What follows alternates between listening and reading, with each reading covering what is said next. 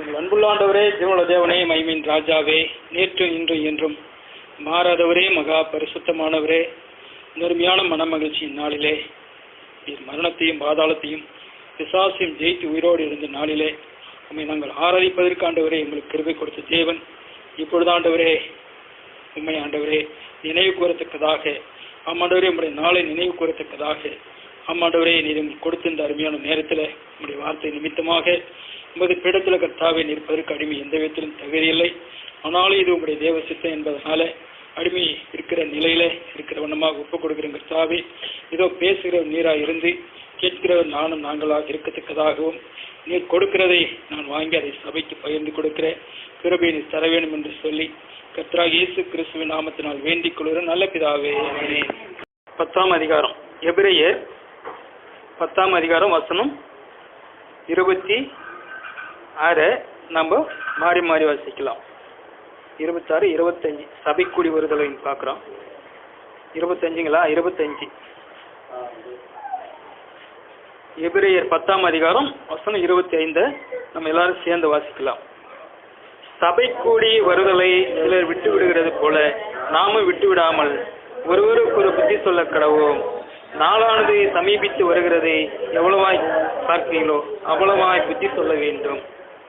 பிரியமானவர்களே, இந்த வாசித்த பாகத்துல சபை கூடி வருதலை சிலர் விட்டு விடுகிறது போல நாமும் விட்டு விடாமல் ஒருவருக்கொருவர் புத்தி சொல்ல கடவோம். ஏன்னு சொன்னா, நாளானது சமீபித்து வருகிறதை எவ்வளவாய் பார்க்கிறீர்களோ அவ்வளவாய் புத்தி சொல்ல வேண்டும். சபை கூடி வந்திருக்கிறோம், இல்லைன்னு சொல்லல. பூமியிலையும் விதமா தேவ ஜனங்க சபையா கூடி வந்திருக்கிறாங்க, நல்லது. ஆனா அதை காட்டிலும் பரிசுத்த பவுல் என்ன சொல்றாருன்னு சொன்னா, ஒரு இடத்துல அந்த கடைசி பாகம் படிங்க.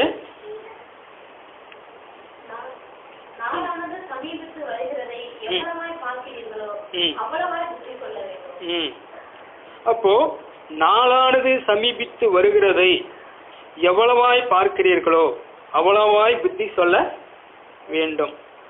இப்போ சொல்ற நாளானது சமீபித்து வருதுன்னு சொன்னா, குறிப்பா எந்தெந்த நாள் எல்லாருமே கேள்வி, எல்லாருக்குள்ளாவும் அது என்ன பண்ணணும், எல்லாருக்குள்ளாவும் கருதம் வரணும், எல்லாருக்குள்ளா இருக்கிறதும் எல்லாரும் என்ன பண்ணிக்கணும், தெரிஞ்சுக்கணும். அதுதான் ஏன்னா ஒருத்தர் சொல்றதே கேட்டு போறது மட்டும் இல்ல, எல்லார் மத்தியிலுமே என்ன பண்ணும், அது ஊடுருவி அது எதிர்பார்க்கிற பலனை என்ன பண்ணும், உருவாக்கணும் இல்லையா? அதுதான். அப்ப எந்த நாளானது சமீபித்து வருகிறதை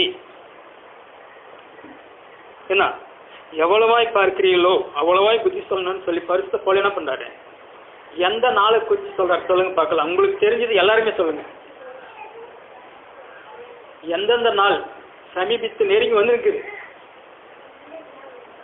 எந்தெந்த நாள் சமீபித்து என்ன பண்ணிக்குது, சமீபித்து வருது, நெருங்கி வருது. நம்ம போயிருக்கிறோம், அது என்ன பண்ணிக்குது, நெருங்கி வந்திருக்குது. எந்தெந்த நாள் நெருங்கி வந்திருக்குது அதை சொல்லுங்க. ஆவிக்குரிய பிரகாரமும் சரி, சரீர பிரகாரமும் சரி, எந்தெந்த நாள் நம்ம என்ன பண்ணிக்குது, சமீபித்து நெருங்கி வந்துருக்குது சொல்லுங்க. தெரிஞ்சதை சொல்லுங்க. தப்போ ரைட்டுன்றதெல்லாம் இதுல யாரும் மார்க்கம் போடுறதில்ல, வெகுமதியும் கொடுக்கறது இல்ல. எல்லா நாளும் சரி. அப்புறம் சொல்லுங்க. எல்லா நாளும் என்னென்ன நாள்? எல்லா நாளும் நம்ம தூங்குறது, முழிக்கிறது, சாப்பிடுறது, வேலைக்கு போறது, சம்பாதிக்கிறது எல்லா நாளுமா? எப்படி அது அர்த்தம்? எல்லா நாளுமே சமீபித்து வருதுன்னா என்னென்ன நாள் வருது, அதுக்கு விவரம் வேணும் இல்லையா? நீங்க சொல்லுங்க. மரண நாள் சமீபித்து வருது, அடுத்து அவனுடைய வருகை நாள் சமீபித்து வருது, 2. அப்புறம் சொல்லுங்க, தெரிஞ்ச வரைக்கும் நீ சொல்லலாம். 2 அர்த்தம் வந்துருச்சு. இவங்க சொன்னது அது ஒரு பொதுவான நாள், எல்லா நாளுமே நம்ம சந்திச்சு வருது, அது இருக்கட்டும். மரண நாள் இப்ப நான் போயிருக்கிறேன்னு சொன்னா, இப்ப அங்கிருந்து ஆரம்பிச்ச என்னுடைய பிரயாணம் 200 சில கிலோமீட்டர். அப்போ ஒவ்வொரு கிலோமீட்டருக்கெல்லாம் என்ன பண்ணிக்கிறேன், நான் தாண்டி தாண்டி தாண்டி இங்க வந்து சேர்ந்துட்டேன். அது மாதிரி நம்முடைய வாழ்க்கையின் ஒவ்வொரு நாளும் குறிப்பிட்ட எல்லையை ஒவ்வொரு கிலோமீட்டர் நம்ம என்ன பண்ணிக்கிறோம், நம்ம தாண்டி தாண்டி தாண்டி போய் நிற்குது. அப்போ அந்த கடைசி கிலோமீட்டர் கல்யாணம் பண்ணிக்குது, நெருங்கி வந்துனே இருக்கு. அதான் அர்த்தம். அந்த மரண நாள், என்னுடைய மரண நாள் என்ன பண்ணிக்குது, நெருங்கி வந்து நிற்குது. ரைட்டு. அடுத்து சொன்ன மாதிரி நியாய தீர்ப்புனாலும் வந்து நிற்குது. அப்ப எது எதுக்காக பிறந்த நாள் இருந்து மரண நாள் அது நெருங்கி வருது, இது கடந்து போய் நிற்குது. அது நியாய தீர்ப்பு கொடுக்கனாலும் நெருங்கி வந்து நிற்குது. அப்படின்னு பார்த்தாக்கா இப்போ உதாரணமா பேதுரு புஸ்தகத்துல அந்த நாளை குறிச்சு சொல்றாரு. முன்ன கூட படிச்சோம் இல்லையா?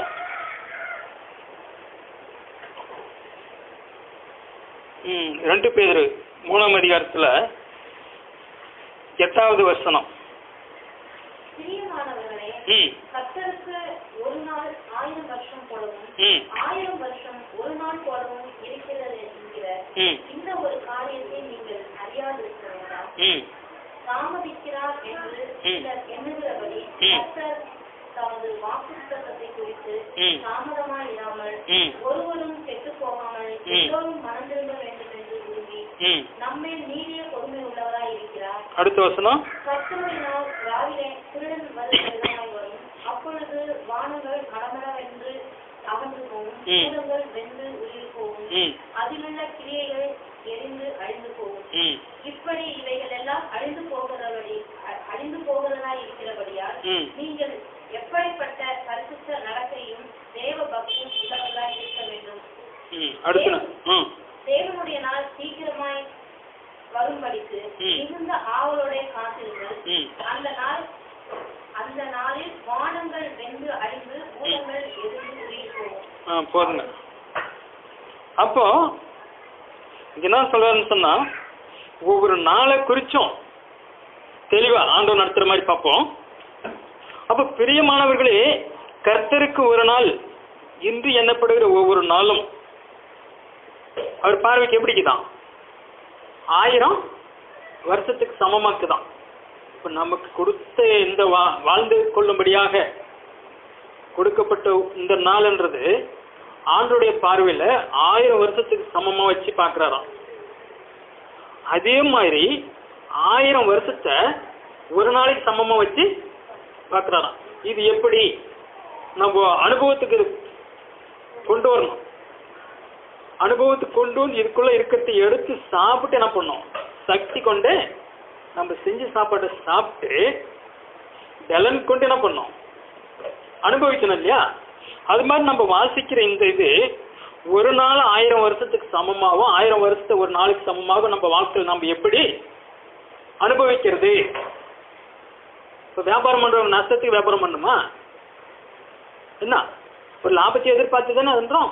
அது மாதிரி நமக்குன்னு ஒரு வாழ்நாள் காலத்தை இந்த பூமியில கொடுத்த தேவன் என்ன பண்ணிக்கிறான், என் பிள்ளைக்கு இந்த நாளை நான் வாழ்ந்திருக்கும்படி ஒரு நாளை கூட்டி கொடுத்துக்கிறேன். அந்த நாள் எப்படிக்குது 1000 வருஷத்துக்கு சமமா. அது அவ்வளோ முக்கியமான ஒரு நாளா நான் பார்த்து என் பிள்ளைக்கு வச்சுட்டோம் நான் கொடுக்குறேன்னு பிரியமா கொடுக்குறாரு. அதே மாதிரி 1000 வருஷம் ஒரு நாளை போல கணக்கிட்டு கொடுக்குறாருன்னு சொன்னா, அப்போ ஏசாயா 43ஆம் அதிகாரத்துல ஒரு வசனம் வருது, நானே தேவன் என்பதற்கு நீங்கள் எனக்கு சாட்சின்னு சொல்றார். அது எடுத்து படிங்க. ஏசாயா 43ல வலது பக்கம் வருது. ஏசாயா 43ஆம் அதிகாரத்துல நானே தேவன் என்பதற்கு நீங்கள் எனக்கு சாட்சிகள்.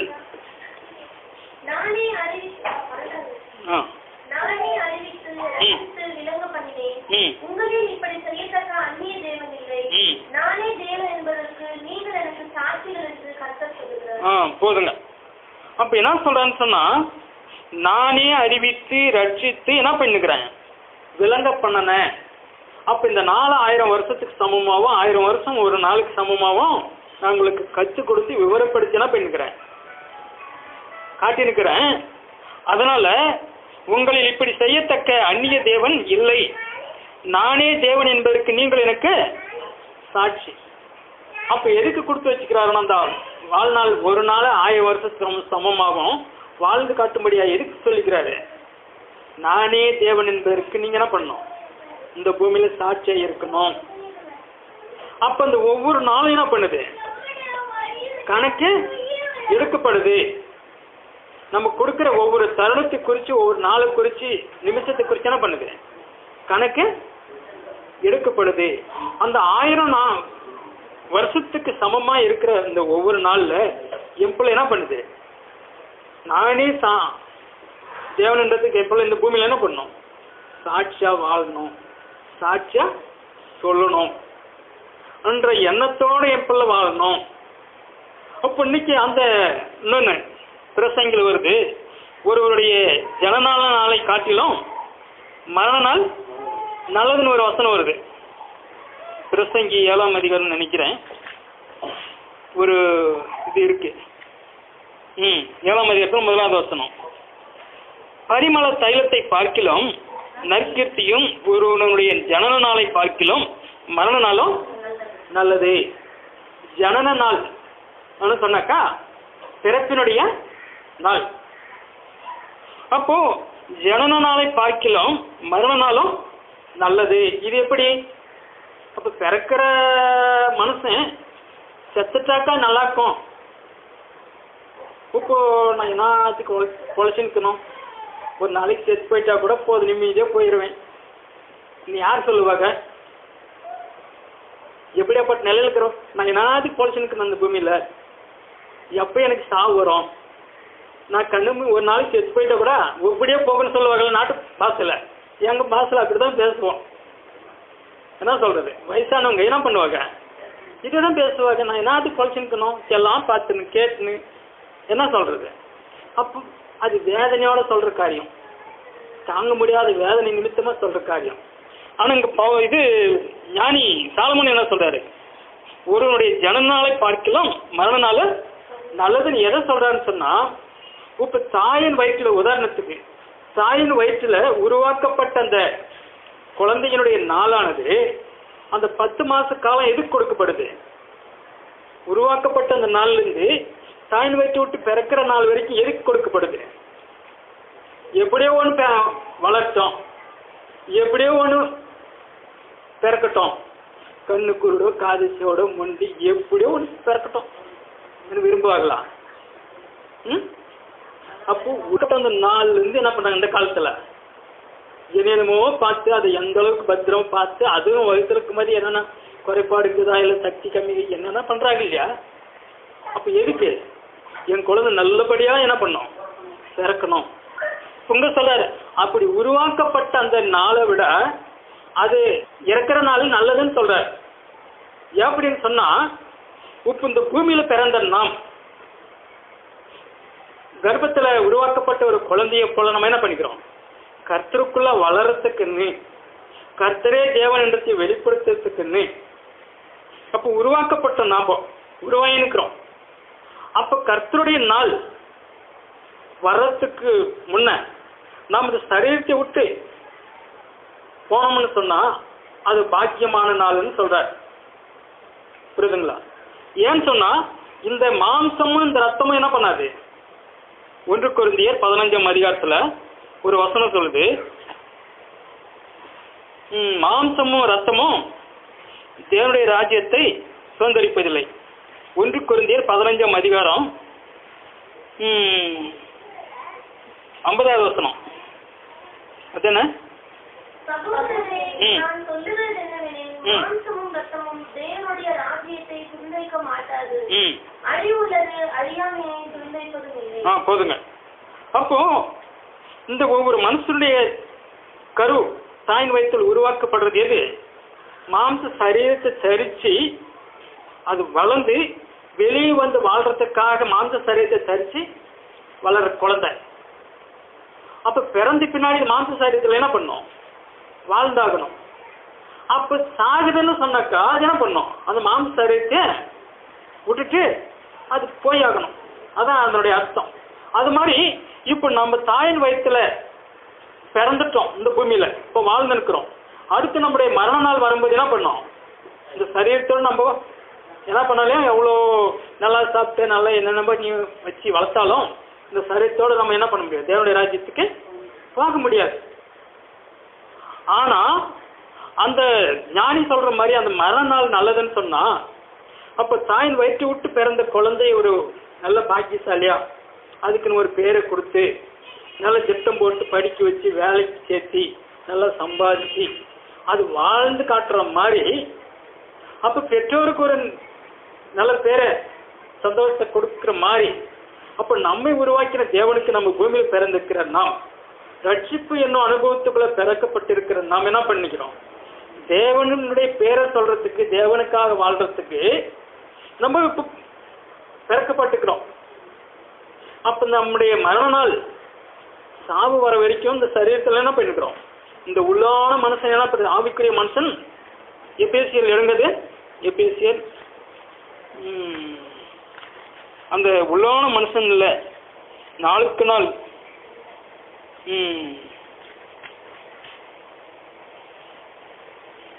அது ஒரு வசனம் வருது, ஆவி நாள், எபேசியர் 3ஆம் அதிகாரத்துல 16வது வசனம். நீங்கள் அவருடைய ஆவியினாலே உள்ளான மனுஷனில் வல்லமையாக பலப்படவும். அடுத்து 19வது வசனம்.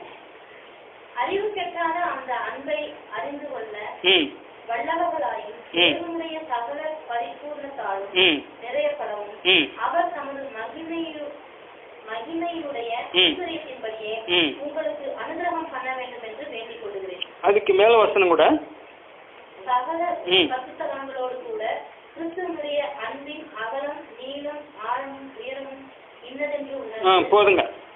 இப்ப எதுக்கு இந்த ஜென்ம சரீரத்தில் வச்சுக்கிறாரு ஒன்னு சொன்னா, இந்த சரீரத்துக்குள்ள உதாரணமா பார்த்தாக்கா பட்டுப்பூச்சி குறிச்சி கேள்விப்பட்டுக்கிறீங்களா? பட்டு வளர்ப்பை பத்தி தெரியுமா? தெரியுமா? இருக்காது.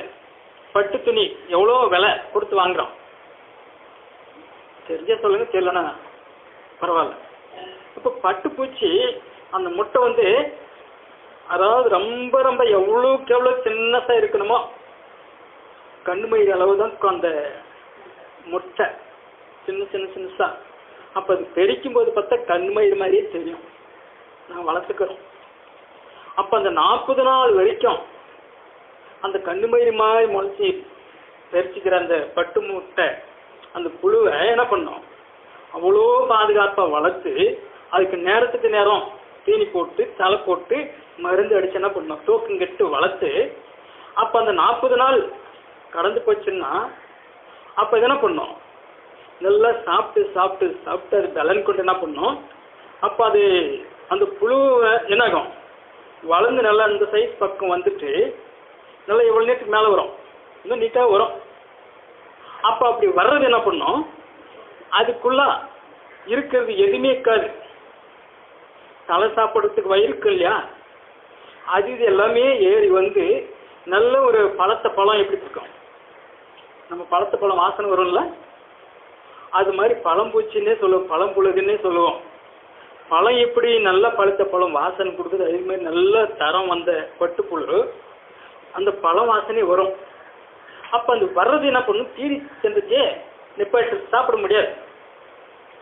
இப்போ புண்ணு ஏறி வந்துச்சுன்னா இப்போ ஓட்டை வந்து வச்சு கட்டி, அப்போ புண்ணு மருந்து போட்டு போட்டு ஏறி வந்துருச்சுன்னா என்ன பண்ணும்? மருந்து வைக்கிறதுக்கு இடம் இருக்காது. அது மாதிரி வளர்ந்து வளர்ந்து முழு வளர்ச்சி அடைந்த அந்த பட்டுப்புழு என்ன பண்ணும்? ஒரு குறிப்பிட்ட நாள் வருடம் உள்ள இருக்கிறது பூரா நூல், அந்த பட்டு புழுவுக்குள்ள இருக்கிறது பூரா நூல் தான். அது வாய் வழியவே வெளியிட்டு அது சுற்றி சுற்றி சுற்றி அது உள்ளாந்தனே என்ன பண்ணும்? சுற்றி சுற்றி சுற்றி சுற்றி கூண்டடிச்சு நல்லா எவ்வளோ சைஸ் வந்துடும். அது அவ்வளோ மோட்டாக இருக்கும், அவ்வளோ தரமாக்கும். அப்படி உள்ளாக்கிற அந்த புழு என்ன உள்ள சேர்ந்து கூண்டடிச்சு உள்ளாக்கிறது பூரா காலியாகி வெளியே வந்துருச்சுன்னா அது கப்புன்னு இருக்கிற இடம் தெரியாத கம்முனாகி போயிடும். புரியுதுங்களா? 40 நாள் சாப்பிட்ட தலை அப்போ நூலாக மாறி உலக்கத்தெல்லாம் கைக்கு வெளியிட்டு கூண்டடிச்சிட்டு பின்னாடி கதவை சாட்சி எந்த இதுவும் இல்லாதபடி கப்சப்புன்னு வீட்டுக்குள்ள படுத்துற மாதிரி படுத்துரும். அப்போ அது ஒரு வாரம் 10 நாள் அதுக்கு டைம். அந்த ஒண்ணு இல்லாத அதுக்கு படுத்தா நல்லா எவ்வளவு பேசுகிறது இவ்வளவு சைஸ் ஆகி போகும்ல. பச்சை சுடுதண்ணியில போட்டு சாக வச்சுதான் நூலை எடுக்கிறோம். அது செத்து போகுது, நூலை வர்றதுக்கு செத்து போகுது. அடுத்தது இனப்பெருக்கம் பண்ணணும்னா என்ன பண்ணணும், அந்த ஒரு 10 நாள் 15 நாள் அதுக்குள்ள அது என்ன பண்ணும், சின்ன சர்க்கரை இது அது உள்ள மயிறு முளைச்சி, ரெக்க முளைச்சி, கண்ணு முளைச்சி, எல்லாம் 2 கொம்பு முளைச்சி என்ன பண்ணும், அது முழு வளர்ச்சி அடைஞ்சி ஒரு குயில் பறக்குது பாருங்க, வெள்ளை குயில். அது மாதிரி குயில் சைஸ்ல இவ்வளவு சைஸ் அந்த குண்டுக்குள்ள வளர்ந்து, அது வளர்ந்தாச்சுன்னா என்ன பண்ணும், உள்ளாக்கிற குண்டை அது ஒரு ஓட்டை போட்டுன்னு வெளியே வந்து போயிடும். புரியுதுங்களா? அதான் பட்டு வளர்ப்புடைய அர்த்தம். அப்ப எவ்வளவு மோட்டாவா அது சுற்றி எவ்வளவு இதா இருந்தாலும் அவ்வளோ மோட்டாவா இருக்கிறது அந்த பட்டுக்கொண்டு என்ன பண்ணும், அப்ப எப்படி கோழி முட்டை கோழி குஞ்சு தெரிக்கும் போது வெளியே வந்துடுது, அது மாதிரி அந்த கூண்டு விட்டு இது என்ன பண்ணும், ஒரு குயில் மாதிரி வெளியே வந்துடும். அப்ப அந்த கூண்டுக்கும் அந்த குயிலுக்கும் சம்பந்தமே இல்லை. அது மாதிரிதான் நம்முடைய ஆவிக்குறி உள்ளான மனுஷன் நாளுக்கு நாள் அவர் அறிகிற அறிவுக்குள்ள வளர்ந்து வளர்ந்து வளர்ந்து வளர்ந்து இப்ப இது சிறுகணும், அது பெருகணும். அப்போ வந்து வந்து வந்து முழு வளர்ச்சி அடைஞ்சிச்சுன்னா அப்ப என்ன ஆகும், இந்த சரீரத்தை விட்டு அந்த கூண்டை விட்டு அந்த பட்டு பூச்சி ஒரு ரெக்க முளைச்சி ஒரு 2 கண்ணு வச்சு, கண்ணு கூட இருக்குது, 2 கொம்பு வரும், காலுக்கு இது பறந்து வெளியே போயிடும். திருப்பி நம்ம பிறந்து நம்ம கூண்டு அடிச்சு தானே நம்ம வந்து திருப்பி அந்த ஓட்டுக்குள்ள கூண்டு கிட்ட அது வர அதே மாதிரி இந்த சரீரத்தை விட்டு இந்த ஆவி போச்சுன்னா திருப்பி நாம பேணி வளர்த்து சரீரம் தானே, புரியுதா, நம்ம வளர்ந்து ஊர் தானே, திருப்பி இந்த ஆத்மா இந்த ஆவி திருப்பி வருமா பூமிக்கு, வர திருப்பி அதுக்கு சம்பந்தமே இல்லை, அது நாரி போகுது. புரியுதுங்களா? இந்த சரீரம் நாரி போகுது.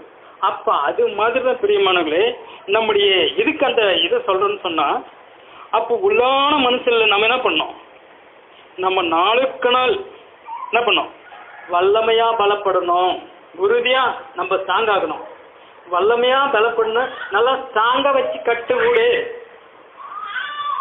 ஸ்ட்ராங்கா வச்சு கட்டுங்க. எதுனாலே ஸ்ட்ராங்கா நல்லா கட்டுங்க. எது சொல்றாங்க,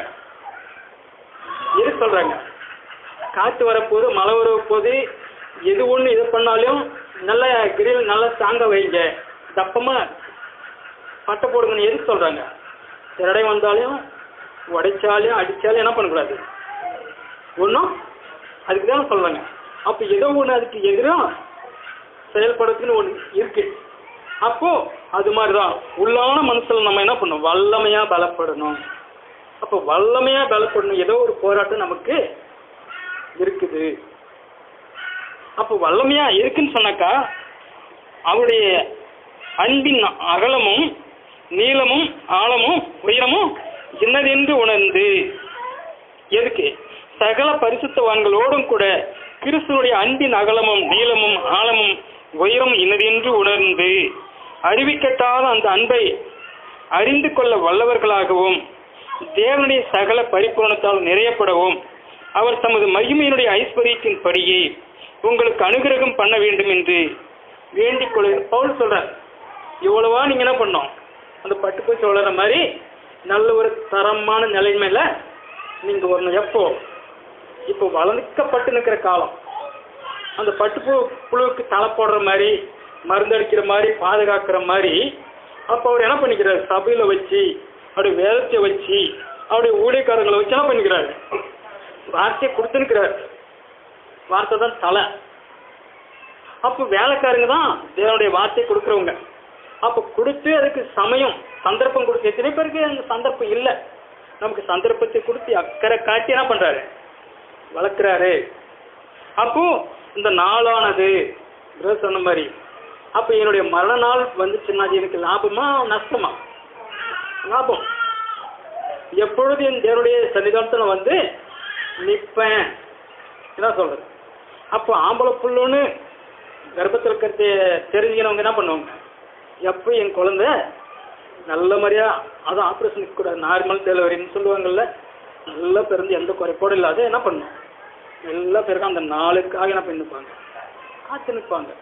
அது மாதிரி இப்போ நம்ம வளர்த்து நிற்கிற ஆண்டவர் என்ன பண்ணாரு, இப்போ அந்த நாள் வரும்போது நல்லபடியா என்ன பண்ணும், இந்த சரீரத்தை விட்டு வந்து எனக்கு கூட, அப்போ அவரோடு கூட இருக்க போற அந்த நாள், அதான் ஒரு நாள்.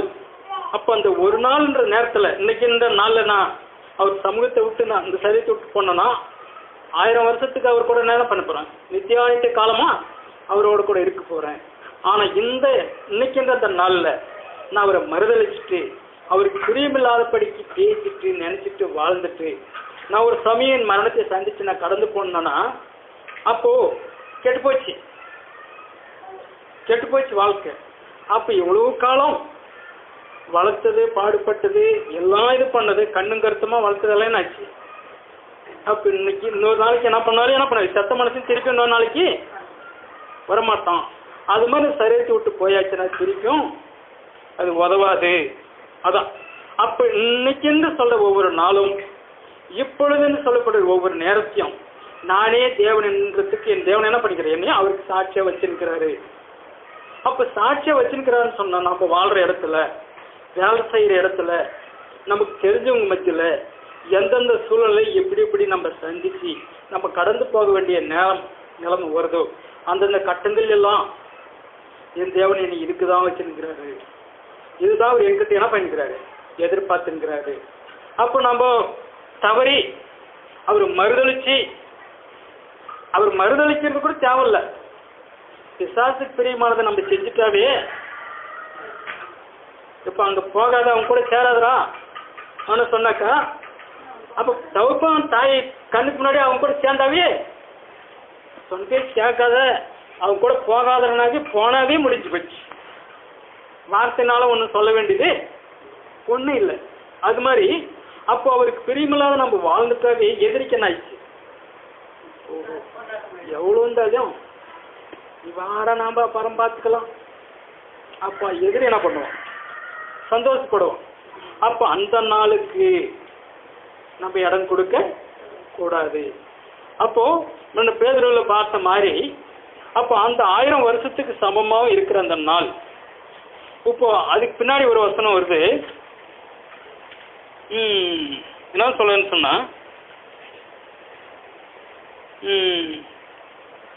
அந்த வசனம் படிங்கிறது இருங்க, 2ஆம் அதிகாரம், இது 3ஆம் அதிகாரத்துல கர்த்தருடைய நாள் சொல்லுங்க. அது நாள் திருடன் வருகிற விதமாய்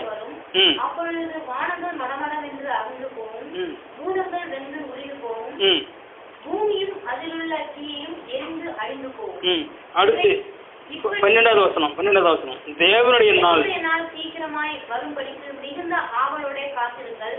அந்த நாளில் வானங்கள் வெந்து அழிந்து பூதங்கள் எரிந்து உருகி போகும்.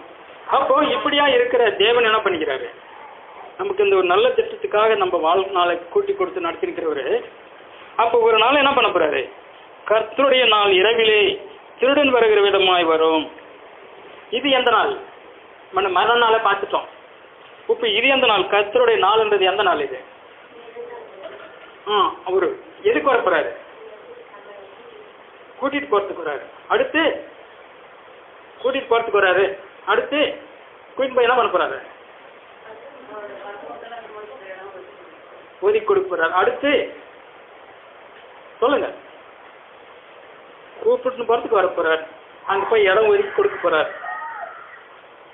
அடுத்து என்ன செய்ய போறாரு, சந்தோஷமா இருக்கணும். அடுத்து அப்புறம் இப்ப நீங்க வேலைக்கு போறீங்க, மாசமெல்லாம் வேலைக்கு போறீங்க. இப்ப மாசம் கடைசியில் என்ன பண்ணும், வேலைக்கு போனல, இதை எவ்வளவு சம்பாதிச்சு வந்த, இதை கொடு. நீ கேட்கும் போதெல்லாம் அவனுக்கு செலப்படுத்தல, புரியுதுங்களா? இப்போ ஒரு பிள்ளை கிட்ட சிவப்பு அதுக்கு கேட்கறதெல்லாம் வாங்கி கொடுத்துப்பட்டு இப்போ மாசம் கிடைச்சானாக்கா நீ வேலைக்கு போய் சம்பாதிச்சதுதான் கொண்டா. அன்னைக்கு எல்லாத்தையும் திரும்போட்டு கம்முன்னு தலை குனிஞ்சு நின்றா என்ன ஆகும், ஏன்னா தலையை கவுந்துக்கின சொல்றா. அப்ப தேவைப்படி உள்ள என்ன ஆகும்? இதுக்கான கஷ்டப்பட்டு கேட்கறதெல்லாம் வாங்கி கொடுத்தேன். எப்படியே நான் எதிர்பார்த்தேன் அனுப்புன வேலையும் வாங்கி கொடுத்தேன். இப்போ ஒண்ணுமே இல்லை, என்ன பண்றேன்? என் பிள்ளை எனக்கு முன்னாடி கம்முன்னு வந்து நிற்கிது. அப்ப துக்கமா இருக்குமா கஷ்டமா இருக்குமா? அப்ப கணக்கு கேட்கிற நாள் நம்முடைய மரண நாள் வருது. அப்போ அவர் தம்முடைய எல்லாம் என்ன பண்றாரு? சேர்க்கிற நாள் வருது. சேர்த்துட்டு பின்னாடி நீ பூலோகத்துல வாழ்ந்த நாள்ல ஜென்ம தவிரத்துல எனக்காக நீ பேசினது என்ன, எப்படி, எனக்காக நீ வாழ்ந்தது என்ன, எப்படி, என்னன்னா எப்படிதான் பணி நின்றுக்கிற ஒண்ணுல ஸ்கூலுக்கெல்லாம் நிச்சயம் ஆசைலாம் போறாங்க. அந்த வீட்டுல இருக்கிறவங்களுக்கு தெரியாது. அப்போ எழுதுற பரீட்சைக்கெல்லாம் மார்க் லிஸ்ட் வருது இல்லையா, அந்த கார்டு ஏதா எடுத்துனா பார்க்கலாம் எவ்வளவு மார்க் வாங்கிக்கிறியோ. அப்போ நல்ல மார்க் எடுத்திருந்தா திருப்தி, அப்ப இல்லைன்னு சொன்னா கஷ்டம். அப்ப அது மாதிரி நம்ம கொடுத்த வாழ்நாள் காலம் எல்லாத்துக்குமே கணக்கு கேட்கிற அந்த தாளந்த குறிச்சு சொல்றாருல்ல என்ன. அப்போ சம்பாதிச்சவங்க சந்தோஷமா கொண்டாந்து கொடுக்குறாங்க. வச்சு என்ன பண்றான் வேதனையோட நான் இப்படின்னு நினைச்சு நான் பச்சு வச்சிருந்து அதை உங்களுக்கு நீங்களே வாங்கிக்கங்க. புரியுதுங்களா? அப்ப முதலே அன்னைக்கு சொல்லக்கூடாது. புரியுதுங்களா? அது மாதிரி பிரியமானங்களே, அப்ப கணக்கு கேட்கிற நியாய தீர்க்கிற ஒரு நாள் வரப்போகுது.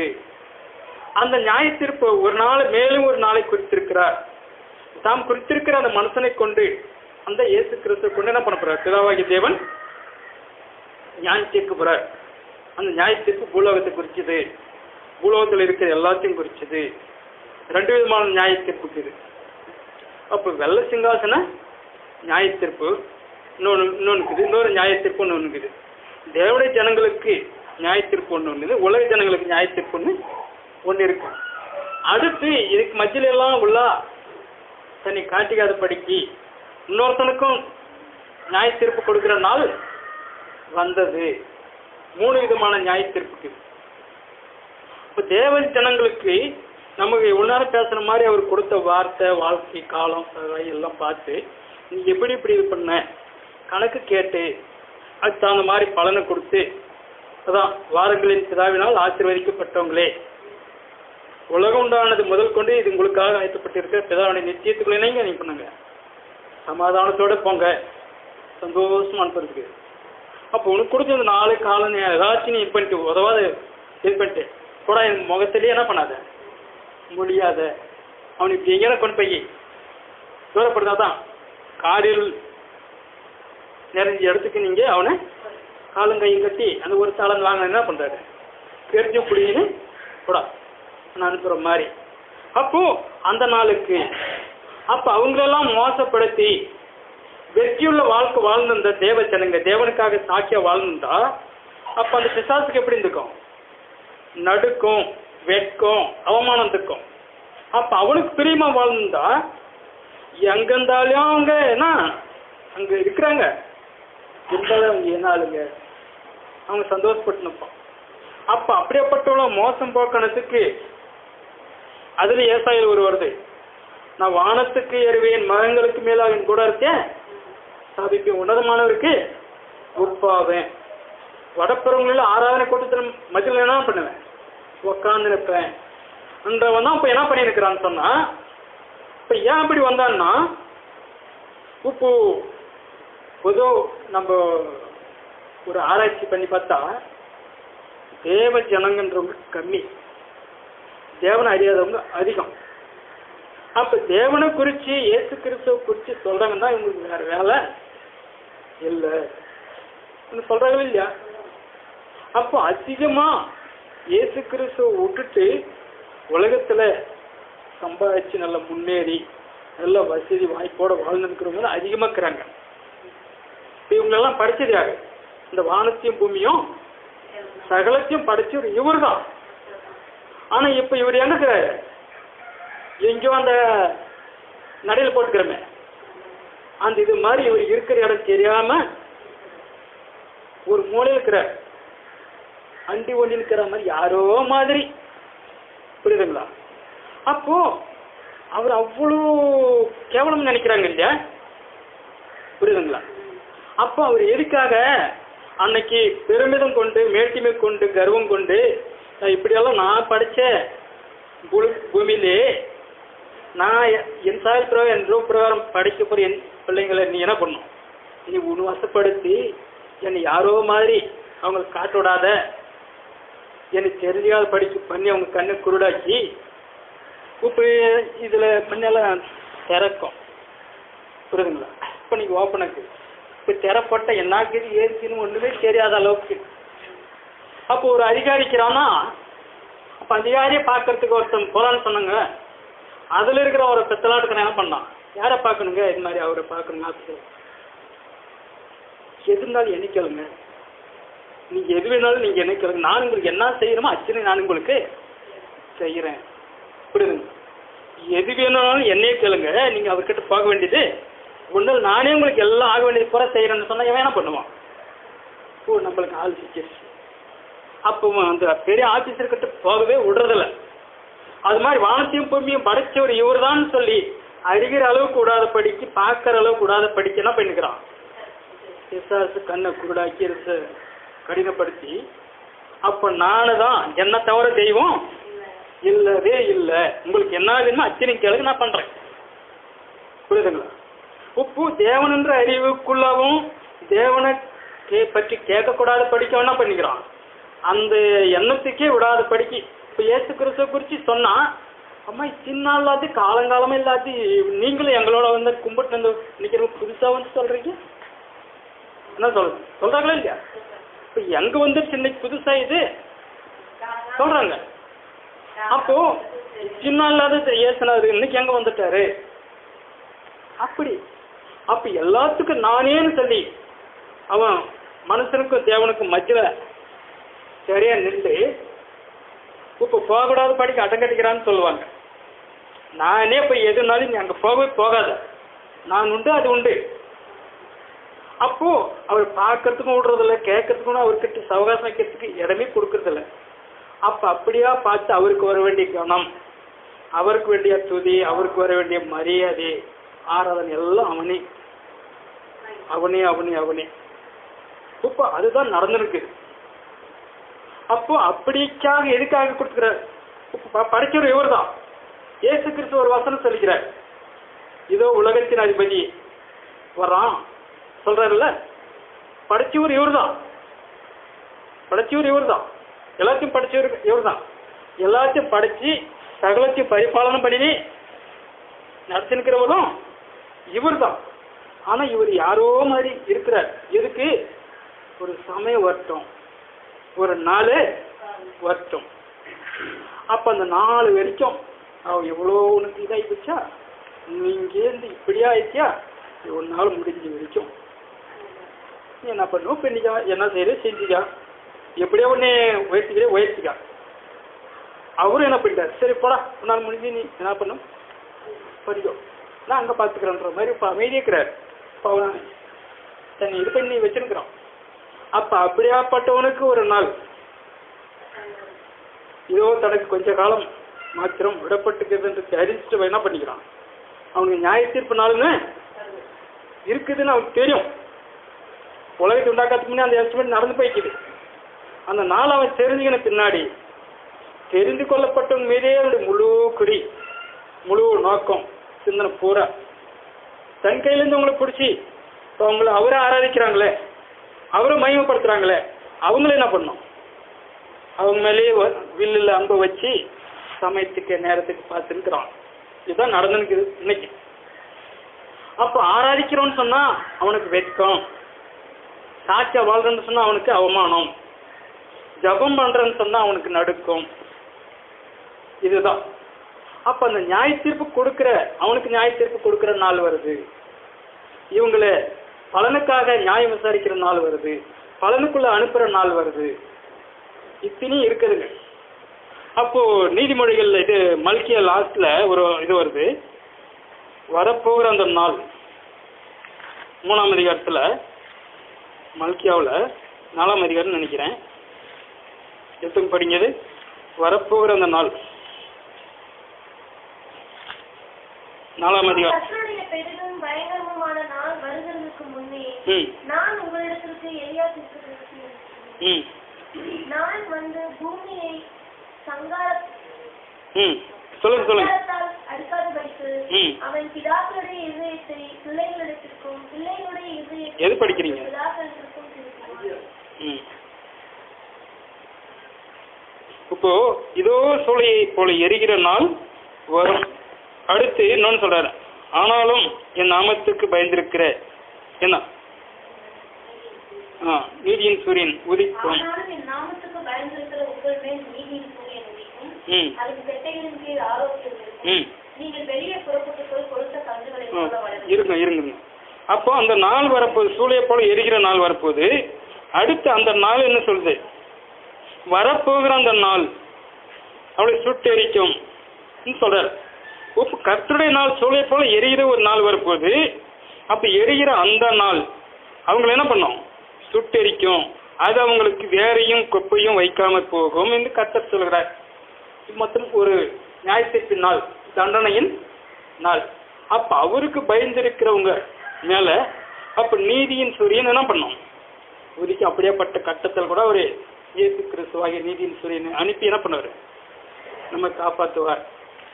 அப்போ உலகத்துக்கு அப்போ ஒன்றும் இல்லாத இப்போ ஊர் பற்றி எரிதுன்னா போரோட ஏதானு விட்டு வைக்குமா? எதுவுமே விட்டு வைக்காது. அப்போ அது மாதிரி அப்படியேப்பட்ட கட்டத்தில் கூட ஜீவன் தப்பி பிழைக்கிறதுக்கு என்ன பண்ணாரு? அப்போ லோத்தை என்ன பண்ணாரு? கையை பிடிச்சி உன் ஜீவன் தப்ப நீ ஓடி போய் பொழைச்சிக்கா சொல்ற மாதிரி. அப்போ அது மாதிரி கட்டத்துக்கு நமக்கு ஒரு சான்ஸ், தருணத்தை கொடுப்பார். அப்போ எத்தனை நாளை பார்த்தோம்?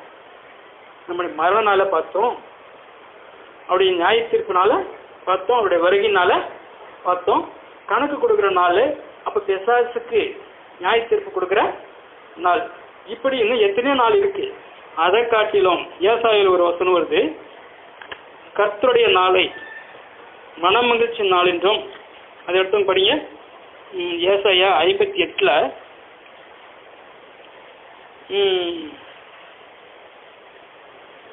இந்த பாகத்தில் வருது. 23 படிங்க. 23ஆம் அதிகாரம். இது வசனம் 13 23 13.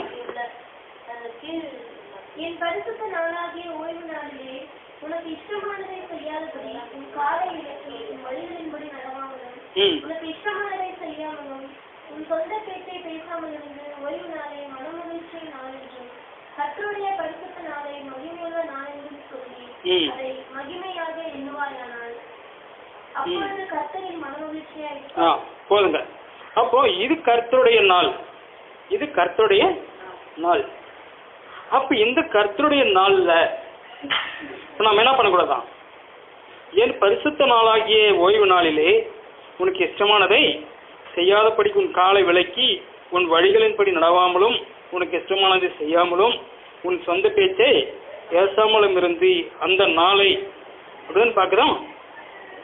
அப்போ மனமகிழ்ச்சி நாள் என்றும் கர்த்தருடைய பரிசுத்த நாள் என்றும் சொல்லி அதை மகிமையாக எண்ணுவாயானால் எவ்வளோ ஒரு இது. இப்போ போன மாசமா அதுக்கு முன்ன மாசம் இங்கே வரும்போது இந்த ரூமுக்குள்ளே வச்சுதான் ஒன்று கற்றுக் கொடுப்பாரு. நான் அந்த மருந்து விஷயமே யாருக்கோ விசாரிக்கிறதுக்கு ஃபோன் பண்ணுறதுக்கு ஹெல்ப் பண்ணேன். இந்த நாளில் உன் சொந்த பேச்ச என்ன சாதின்ட்டு இப்போ ஒன்று நான் என்ன பண்ணேன் பாருங்க, இதில் எழுதி வச்சுக்கிற மறந்துடுன்னு சொல்லு. 14/7 3ஆவது மாதம். அப்போ உன் சொந்த பேச்ச பேசாது அப்படின்னு பார்க்கும்போது பயமாக தான் இருக்குது. இப்போ நம்ம எவ்வளவோ இப்போ இது மனமகிழ்ச்சி நாள், மகிமையின் நாள், கர்த்தருடைய நாள்னு சொல்லி இப்போ இது கீழ் பண்ணி போட்டு எல்லா வேலையும் செஞ்சுட்டு ஒரு திட்டம் போட்டு எல்லாத்தையும் சரி இந்த டைம்ல இந்த டைம் வரைக்கும் அங்கே போயிட்டு வந்துடலாம். அப்பாத்துக்கு என்ன முன்னே செஞ்சிடறது, பின்னாடியே அவங்க ஒதுக்கி வச்சுட்டு எப்போ நேரம் 11 ஆகி போச்சு 12க்கு எப்படி அங்கே போயிடணும். இப்போ இங்கே இருக்கிறதுக்கு சமாதானம் இருக்கவே இருக்காது. 9:30 மீட்டிங்கு 9க்குள்ளே நம்ம அடிச்சுக்க பிடிச்சிங்க எல்லாம் குடும்பம் அடிக்கலாம் பேசி எல்லாம் முடிச்சுட்டு 9க்கு பொறுமையாக அடிச்சுக்க பிடிச்சி குளிச்சு போட்டு வருவாங்க. இங்கே சமாதானம் இருக்குமா? இல்லை. அப்ப கர்த்தருடைய நாள், அப்போ அவ்வளோ மகிமையின் நாளா, மன மகிழ்ச்சி நாள் என்னன்னு பண்ணா, அப்ப என்ன சொல்ற, என்னுடைய அதாவது என்னை கனம் பண்ணுகிற நானும் கனம் பண்ணணும்னு சொல்றாரு. அது நம்ம சொந்த பேச்சு பேசுறதுக்கு கூட அந்த நாளில் இடம் கொடுக்க கூடாதான். புரியுதுங்களா?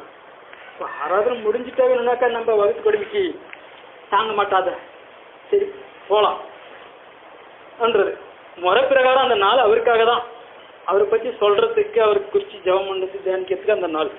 அப்போ வகுத்து கொடுமைக்கு போகலன்னா என்ன பண்றது இப்படி? அப்போ அது கூட தப்புன்ற மாதிரி இப்போ இந்த நாளுன்னா இந்த நாளில் அவர் காரியமாக தான் நம்ம செயல்படணும். அதான் சாட்சி. இப்போ இந்த நாள்னா கிறிஸ்தவங்க எங்கே இருப்பாங்க?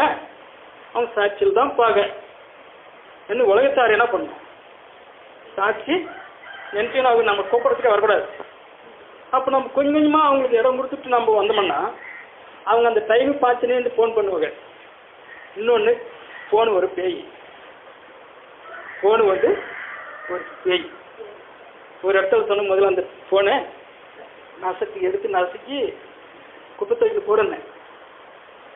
புரியுதுங்களா? அந்த ஃபோனு பண்ணுற வேலை தான் இத்தனையும். அதே மாதிரி ஒரு இடத்துல என்ன பண்ணாங்க, நசுக்கி போட்டாங்க. ஏன்னா அந்த ஃபோன் பண்ணுறது தான் இத்தனை வேலையும். ஃபோனுக்குள்ளே தான் எல்லாமே இருக்குது. புரியுதுங்களா? அடுத்து வந்து டிவி ஒரு நெய். இவ்வளோ நமக்காக ஒரு வாழ்க்கையை கொடுத்து நல்ல ஒரு அபிப்பிராயத்தோட கண்ணு கருத்தமாக வச்சு பாதுகாக்கிறவர், அந்த 1000 நாள் அவரோடு கூட, 1000 நாள் ஒரு உதாரணம் சொல்லிடுறேன். ஒரு நாள் 1000 வருஷத்துக்கு சமம்னா நம்ம வாழ்க்கையில் கொடுக்குற ஒவ்வொரு நாளுக்கு எத்தனை 1000? அப்போ 1000க்கு 1000 கணக்கே நித்திய காலம்.